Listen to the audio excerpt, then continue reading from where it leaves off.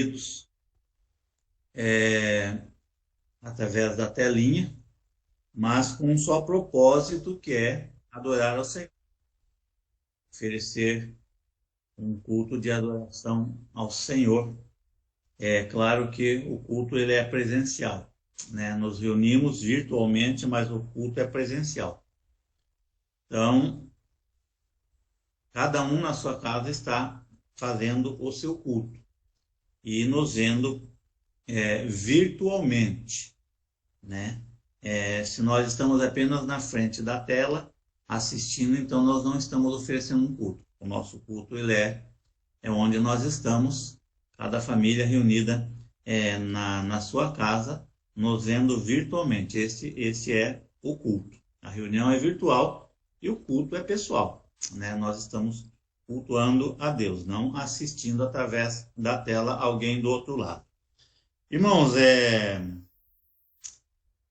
livro de Gênesis, segunda ou terça-feira eu estava meditando esse texto, né? Os irmãos sabem que eu estou lendo e estudando a Epístola aos Hebreus, mas assim, me vem textos à mente, e quando me vem textos à mente, eu creio que o Espírito Santo é fazendo isso, quando me vem textos à mente, eu vou nesse texto e naquele dia eu medito naquele texto.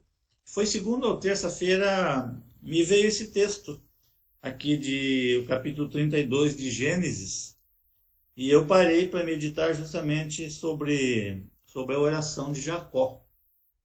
E aprendi, tirei algumas coisas, né, nessa oração que Jacó faz, aqui no capítulo 32 de Gênesis. Jacó está voltando para se reconciliar com o seu irmão Esaú, depois de um tempo fora, né, quando ele fugiu para não ser morto por Esaú.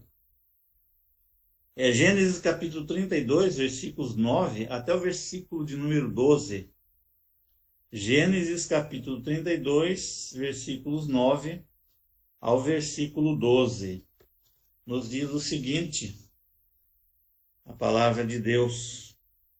E orou Jacó: Deus de meu pai Abraão e Deus de meu pai Isaque, ó Senhor, que me disseste, torna a tua terra e a tua parentela, e te farei bem. Sou indigno de todas as misericórdias e de toda a fidelidade que tens usado para com teu servo. Pois com apenas o meu cajado atravessei este Jordão. Já agora sou 2 bandos. Livra-me das mãos de meu irmão Esaú, porque eu o temo, para que não venha ele matar-me e as mães com os filhos. E disseste, certamente eu te farei bem e dar-te-ei a descendência como a areia do mar, que pela multidão não se pode contar. Eu quero falar, seguindo o tema, sermos específicos em nossas orações. Irmãos, embora Jesus ele tenha ensinado os seus discípulos a orarem, né? Assim como João Batista também ensinou os seus discípulos, Jesus quando os ensina a orar, ele deixa o modelo, né? Lá no Sermão do Monte, Mateus capítulo 6, versículo 5 a 6, né? E lá no versículo 9, quando ele passa a ensinar, quando ele passa a ensinar os seus, versículo 5 em diante, ele começa a falar sobre oração, né? E no versículo 9, aí é quando ele deixa um modelo, ele diz, portanto vós orareis assim. Aquilo ali não é uma reza, né, que deve ser apenas repetido. Aquilo ali é um modelo de oração que nós devemos seguir, nos orientando por aquelas orientações, aquelas dicas que Jesus que Jesus não, que Jesus nos dá. Né? Então, irmãos, Jesus ele nos deixou um modelo de como nós devemos orar. Mas nessa oração, né, eu estava aqui pensando um pouco, enquanto eu estava meditando nesse texto, nessa oração aqui de Jacó, nós também podemos tirar algumas coisas boas, né? A maneira como Jacó ora, tem muitas orientações, tem muitos ensinos de como nós também deveremos orar, né? E eu creio que essa oração de Jacó também ela pode ser um modelo, né, a cada um de nós, de como nós, em nosso espírito, nós deveremos nos expressar ou deveremos falar com o nosso Deus quando nós comparecermos diante dele pela fé, né, em nome de Jesus.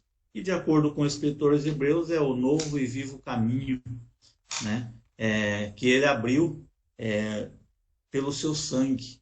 Né? Então, esse caminho é o próprio Jesus, o sangue é o novo caminho que abre esse acesso a Deus. Né?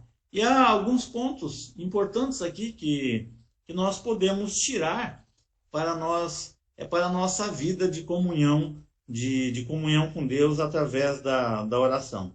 Primeiro aspecto aqui que aparece nesse texto que nós acabamos de ler. Versículo 9, né? Como que Jacó começa a orar? Jacó começa a orar, irmãos, citando a promessa que Deus havia feito para ele. É muito importante nós nos atermos a isso, né? Conversarmos com Deus, pedirmos a Deus, falarmos com Deus, sobre as promessas que ele tem feito, que ele faz a nós. Não como cobrança, não estou dizendo cobrar a Deus, né? Mas quando nós nos aproximarmos, nós nos achegarmos a ele, nós nos atentarmos a isso, né? Versículo 9 diz, e orou Jacó, Deus de meu pai Abraão e Deus de meu pai Isaque, ó Senhor que me disseste. O Senhor disse. O que Deus havia feito, havia dito a ele? Torna a tua terra e a tua parentela e te farei bem. Então, no momento que Jacó se aproxima de Deus, fala com Deus e diz, o Senhor disse para eu voltar e eu estou voltando. Essa foi a tua promessa, que era para eu voltar que o Senhor iria me fazer bem. Versículo 10 aí, ele reconhece a sua situação, o seu estado, a sua situação diante de Deus, né? A sua indignidade diante de Deus. Ele declara, versículo 10, sou indigno de todas as misericórdias e de toda a fidelidade que tens usado para com teu servo, pois com apenas o meu cajado atravessei esse Jordão, já agora sou 2 bandos. Aí no versículo 11 vem o que ele pede, vem a sua petição, livra-me das mãos de meu irmão Esaú, porque eu temo, para que não venha ele matar-me, e as mães com os filhos. E no versículo 12, novamente ele repete aquilo que Deus havia dito, né? E disseste, certamente eu te farei bem e dar-te-ei a descendência como a areia do mar, que pela multidão não se pode contar. Então a oração de Jacó é direcionada a Deus dentro daquilo que Deus havia prometido, né? Dentro daquilo que Deus havia dito para ele que faria a ele. Senhor, o Senhor disse, o Senhor falou, né? Então, irmãos, eu estava lendo um comentário, não me lembro quem disse, mas é essa pessoa que comenta esse texto, ele fala assim, no bom sentido, né? Ele diz assim, Jacó ficou com Deus à sua mercê. Jacó pegou Deus e amarrou ele. Ele falou, você disse, o Senhor disse. Né? O Senhor disse e o Senhor disse. Então Jacó pegou Deus e grudou em Deus e falou, o Senhor disse. Né? O Senhor está, no bom sentido, o comentarista diz isso, né? Assim Jacó ficou com Deus à sua mercê. Deus, ele não estava pedindo nada para Deus fora daquilo que Deus havia prometido. Ó, Senhor, o Senhor disse, né, o Senhor prometeu, o Senhor disse, o Senhor falou. Então Jacó ele foi orientado nesse sentido, né? É uma orientação interior, eu creio que pelo próprio Espírito de Deus, dando a ele a sabedoria de como ele deveria se dirigir a Deus, né? Então, irmãos, quando Deus faz promessas na sua palavra, todas as promessas que Deus faz a nós, ao homem, né? Nas suas promessas que Deus faz, ele se coloca ao alcance daqueles que o buscam. Quando ele faz as suas promessas, nós podemos chegar diante dele com confiança, né? Porque nas suas promessas ele se coloca, então, a nossa disposição, ao nosso alcance, né? Ele nos dá a liberdade de nós nos aproximarmos dele, conversar com ele, falar com ele, pedir para ele aquilo que ele disse que faria, as promessas que ele fez. Quando nós dizemos a ele, o Senhor disse, a tua palavra diz, está escrito, né? Isso é uma maneira legal, como eu disse, não é cobrando a Deus. Ah, o Senhor falou, agora o Senhor tem que cumprir. Não precisa. Nós não precisamos cobrar nada de Deus. Mas é uma maneira sábia de nós orarmos a Deus. E sendo assim, nós estaremos orando de forma específica, de forma direcionada. Isso é importante, né? Então, quando nós oramos, chegamos a ele, assim como Jacó fez. O Senhor disse, tu disseste. E Jacó cita 2 vezes. Deus não pode dizer não, irmão. Por quê?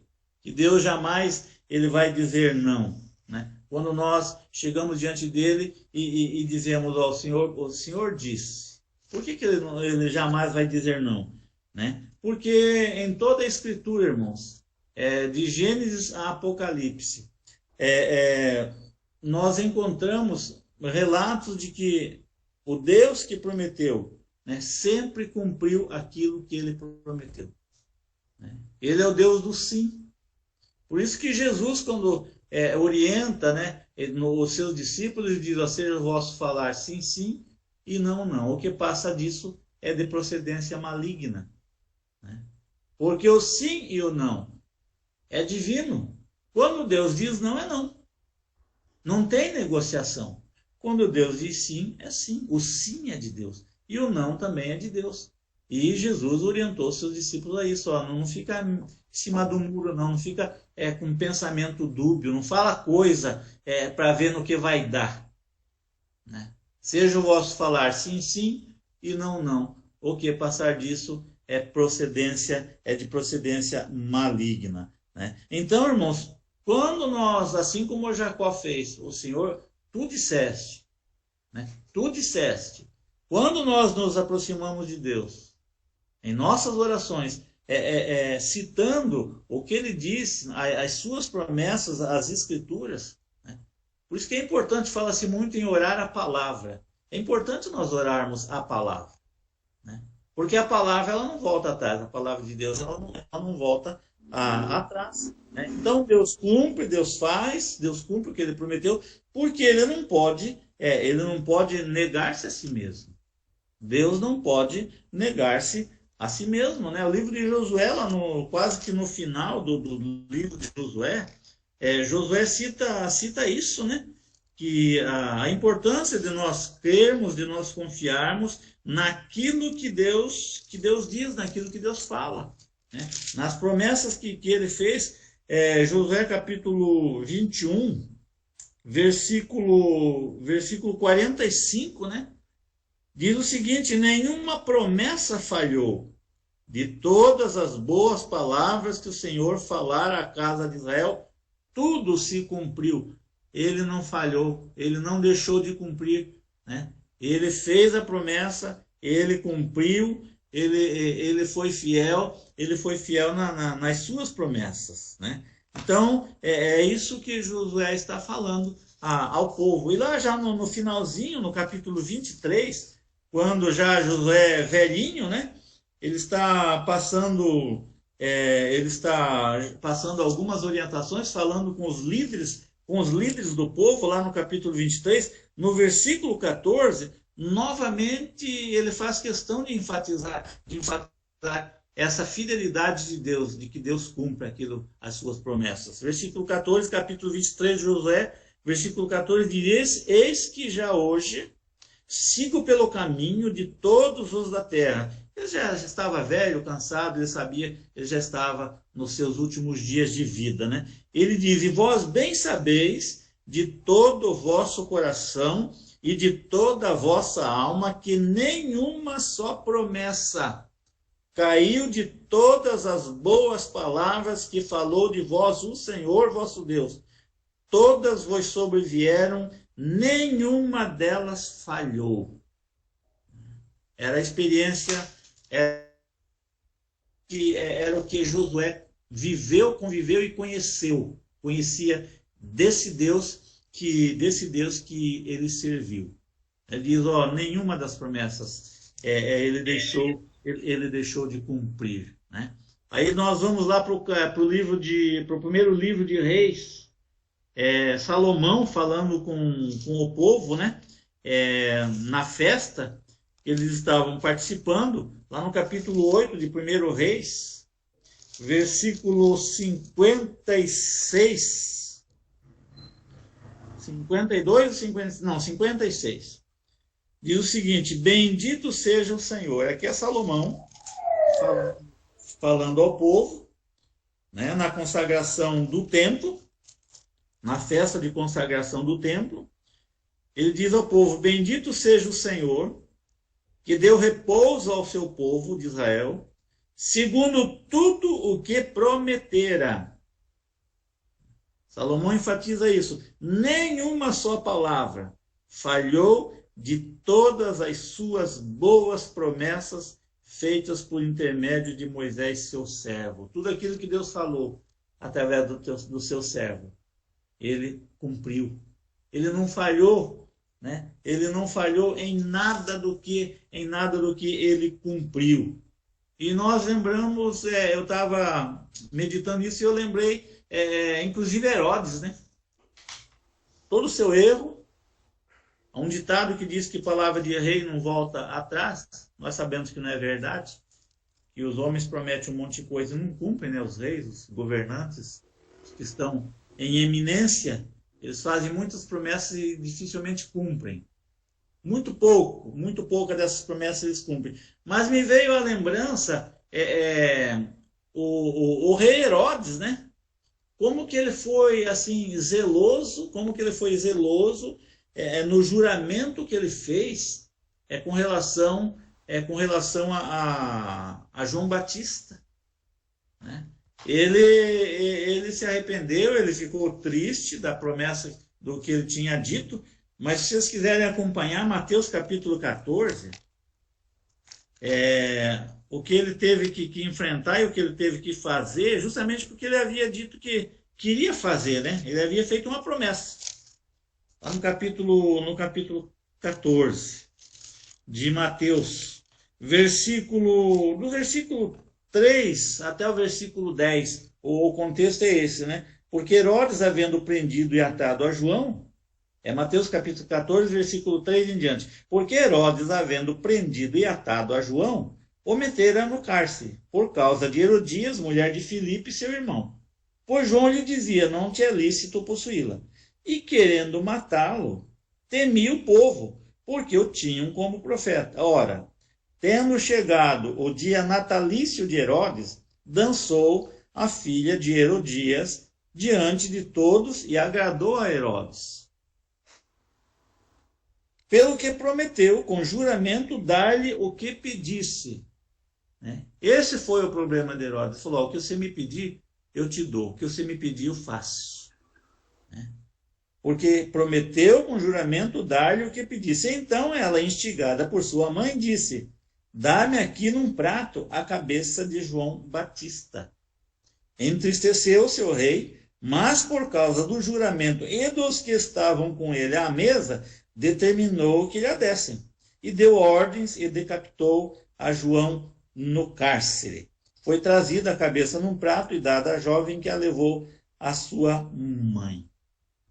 Então ele fez porque ele havia prometido. Agora, se Herodes, irmãos, como homem, pecador, humano, né? Ele foi fiel, ele foi zeloso na palavra que ele tinha dado a que ela pedisse o que ela quisesse que ele daria, que ele faria. Ele foi zeloso em cumprir, mesmo que o seu coração tenha se entristecido, porque ele sabia que o que João Batista falava como profeta era verdade, ele tinha consciência disso. E ele o reconhecia como profeta de Deus. Né? E ele ele prendeu para ver se ele se calava. Né? Para ver se ele se calava. Porque ele queria matá-lo, mas não daquela forma da qual a filha de Herodias pediu, ou Herodias, através da filha, pediu. Né? Se Herodes ele foi zeloso no juramento que ele fez, na sua palavra, ele cumpriu a sua palavra, será, irmãos, que Deus, né? O Deus que a Bíblia diz que, o Deus que não mente, através de vários testemunhos aí que nós vimos, vários textos, vários versículos, esses que nós lemos, são alguns deles, o Deus que cumpre a sua promessa, né? E que Jacó tinha essa experiência, e quando comparece diante dele para falar, conversa com ele, faz o seu pedido, reconhece que ele não merecia, mas ele faz o pedido ao Senhor, disse que iria fazer isso comigo, né? O Senhor disse. Será que esse Deus, irmãos, que não mente, ele também não vai ser fiel com as suas palavras? Muitas vezes, irmãos, nós descremos no que Deus diz com relação a nós. Muitas vezes nós lemos a palavra, mas nós deixamos de crer aquilo que a palavra diz, que Deus faria, né? A gente até cita muitas vezes da boca para fora, mas na hora de crer realmente, na hora de confiar naquilo que está escrito, nós deixamos de crer. Muitas vezes nós confiamos e cremos mais nos seres, nos homens, do que naquilo que está escrito na palavra, né? Então, qual a lição que eu tiro daqui, que nós podemos aplicar para nossas vidas, irmão? É que quando nós orarmos, né, orarmos firmados firmando o nosso pensamento sobre as promessas de Deus. Porque se as nossas orações estiverem firmadas nas promessas de Deus, é 100% garantido. É 100% garantido. Inclusive o próprio Jesus, né? O próprio Jesus, ele deseja que nós sejamos definidos, que nós sejamos específicos em nossas orações, que nós sejamos definidos, específicos naquilo que nós pedimos a Deus em nome dele, pelo nome dele. O que eu me lembro aqui é a cura do cego a cura do cego de Jericó. Marcos capítulo 10, versículo 46 a 52. Quando ele para atender o cego, ele viu que o homem era cego. Né? Ele viu que o homem era cego e começou a chamá-lo, mas ele faz, lá no versículo 51, ele olha para o homem que era cego e pergunta para esse homem, né, o que você quer que eu te faça? Por que, irmãos, que ele pergunta? Ele conhecia o coração, mas ele queria que, né, o cego fosse específico naquilo que ele queria que Jesus fizesse. Eu sou cego, mas eu quero que o Senhor me dê aí né?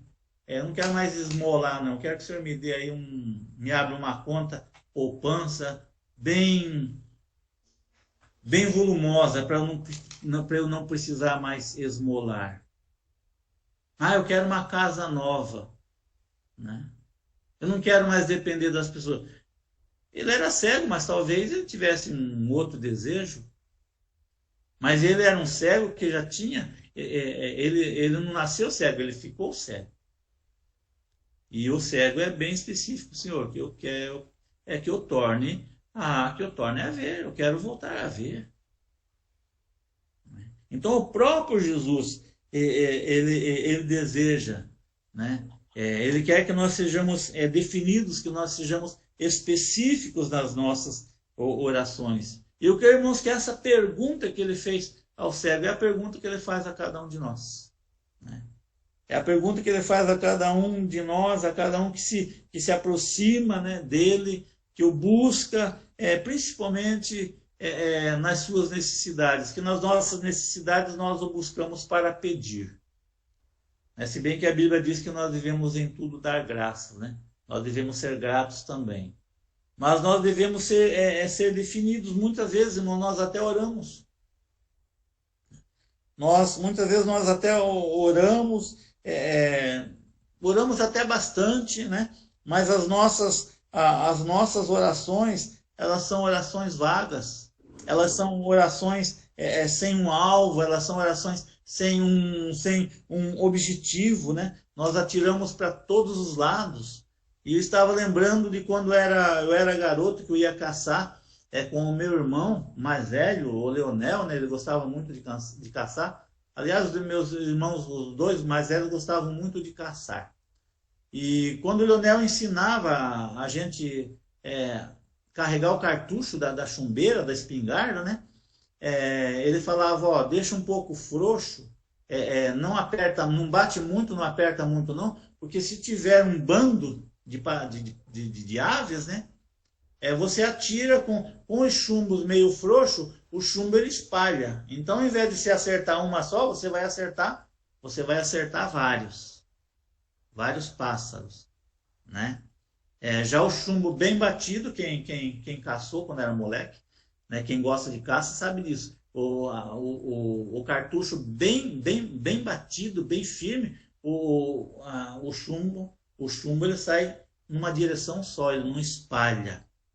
Muitas vezes, irmãos, nós fazemos assim com as nossas orações, né? Nós até oramos, mas nós não somos específicos, nós não temos assim nossas orações são orações vagas, sem um alvo, sem um objetivo, como eu disse, nós atiramos para todos os lados.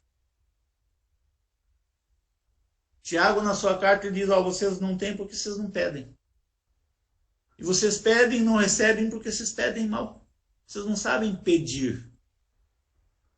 Vocês não sabem pedir. E ali ele enfatiza um aspecto. Vocês pedem para gastar nos prazeres de vocês. Para vocês se deleitarem. Vocês não pedem, né? Porque Deus prometeu para que Deus seja glorificado através do que vocês estão pedindo. Vocês pedem apenas para vocês. Então, por isso que nas reuniões de oração, vocês sabem disso, eu gosto de alvos, de objetivos. Nosso alvo de oração vai ser esse. Por exemplo, nas quartas-feiras, orar pela igreja, pela liderança da igreja, pelas famílias da igreja, né? Orar pela nação, pelos seus governantes e depois os demais pedidos, porque senão a gente fica atirando para todo lado, irmãos. É importante nós sabermos onde nós queremos chegar. É importante nós sabermos, nós termos objetivos, termos objetividade nas nossas orações, né? Assim como Jafó teve, Senhor, eu quero isso, o Senhor disse, né? O Senhor disse, né? O Senhor prometeu, e nós não devemos ficar com vergonha, não. Nós não devemos temer, mas será que né? Isso não, irmãos. A palavra fala que aqueles que foram alcançados pela graça, aqueles que foram salvos, que foram alcançados pela graça, aqueles que são filhos, todo filho tem liberdade diante do seu pai, né? Todo filho tem liberdade diante do seu pai. Tem uma coisa que eu tinha liberdade, meu pai era um senhor eu convivi muito pouco com ele faleceu, eu tinha 5 anos e meio, mas eu tenho muitas lembranças, boas lembranças dele. Eu lembro assim que quando ele saía para o trabalho cedo, eu falava, pai, não vai esquecer da minha Maria Mole. Ele saía cedo, levava a sua marmita e só voltava à tardezinha. Irmão, você tem uma lembrança que eu tenho assim viva na minha memória, na minha mente. É todo dia à tarde, né? É quando eu falava, não esqueça de trazer a minha Maria Mola, ele falava, de jeito nenhum, guri, eu vou trazer a tua Maria Mola todo finalzinho da tarde. Quando ia chegando a hora dele chegar em casa, eu saía, ia no portão e ficava olhando, tinha uma pedra grande assim, uma volta, né, antes de chegar onde a gente morava.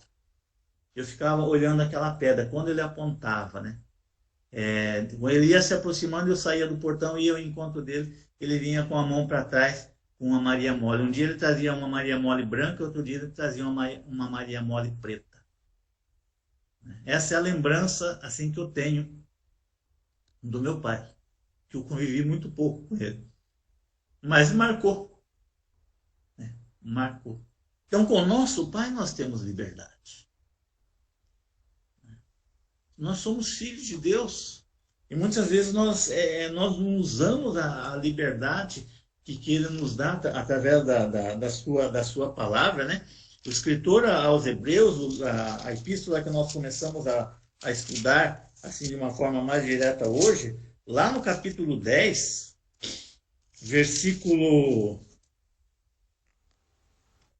19 ao versículo 23, o escritor fala isso, né? Ele está falando aqui, fazendo algumas advertências para nós não desprezarmos a Cristo, e o que ele está falando aqui está falando com relação a Cristo, mas ele diz, tendo, pois, irmãos, intrepidez, coragem, ousadia, né, para entrar no Santo dos Santos pelo sangue de Jesus, pelo novo e vivo caminho que ele nos consagrou, pelo véu, isto é, pela sua carne, e tendo grandes sacerdotes sobre a casa de Deus, aproximemo-nos com sincero coração, em plena certeza de fé, tendo o coração purificado de má consciência e lavado o corpo com água pura. Guardemos firme a confissão da esperança sem vacilar, pois quem fez a promessa é fiel. É para esse Deus, irmãos, que nós vamos nos dirigir. É para esse Deus que nós vamos pedir. Ele é fiel nas promessas que ele fez, né? E eu quero concluir essa meditação, essa palavra, fazendo uma aplicação, né, para as nossas vidas, né? Orações vagas, né? Tem um escritor, inclusive, um comentarista que fala isso, que orações vagas, sem sentido objetivo, sem definição, tem sido a causa de muitas vezes ficarmos sem uma resposta. E é verdade, é isso que eu acabei de falar, né? Nós temos objetivos, nós sermos definidos, né, naquilo que nós pedirmos a Deus. E eu quero encerrar com um pensamento de Adam Clarke, falando sobre oração. Ele diz que usemos a palavra de Cristo e o seu sangue, a promessa de Cristo e o seu sacrifício, e nenhuma das bênçãos celestes nos será negada. Que Deus nos abençoe, né? Que nós meditemos mais profundamente na oração de Jacó, mas meditemos também nas promessas que Deus nos faz. Sejamos específicos em nossas orações. E quando nós formos pedir, né, nós analisemos, entendamos, Senhor, o Senhor disse. Né, o Senhor disse. Eu já contei para vocês algumas experiências que eu tive com relação à oração, né? Numa fase difícil da minha vida, né? Mas eu orava a palavra, eu dizia, Senhor, o Senhor fala na tua palavra aqui. Eu não pedia nada fora daquilo que Deus falava na sua palavra. E Deus respondia assim muito rapidamente, irmãos. Foram gratificantes experiências que eu tive na oração com Deus, sendo específico naquilo que Ele fala na sua palavra. Que Deus nos abençoe, que nós tenhamos essa sabedoria, esse discernimento de quando nós nos aproximarmos de Deus, nós pedimos, mas pedimos aquilo que Ele diz na sua palavra, não pedimos nada fora, porque aquilo que está fora, Ele nos dá se Ele quiser. Se Ele não quiser também, Ele não dá. Amém, irmãos? Que Deus, assim, nos abençoe.